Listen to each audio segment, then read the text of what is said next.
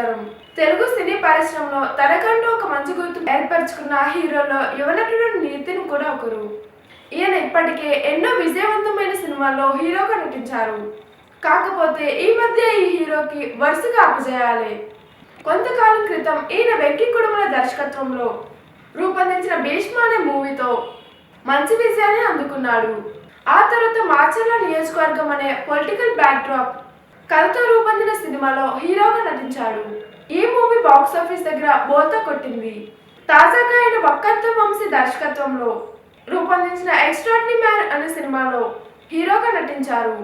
ఈ మూవీలో శ్రీలీల హీరోయిన్ గా నటించినది. ఈ సినిమా మంచి అంచనాల నడుమ విడుదలైన ఈ సినిమా బాక్సాఫీస్ దగ్గర నితిన్ కి మంచి విజయాన్ని అందించలేదు. ఇకపోతే ఈ నటుడు ప్రస్తుతం వెంకీ కుడుముల దర్శకత్వంలో రూపొందుతున్న సినిమాలో హీరోగా నటిస్తున్నారు. ఈ మూవీలో శ్రీలీల కథానాయికగా నటిస్తూ ఉన్నారు.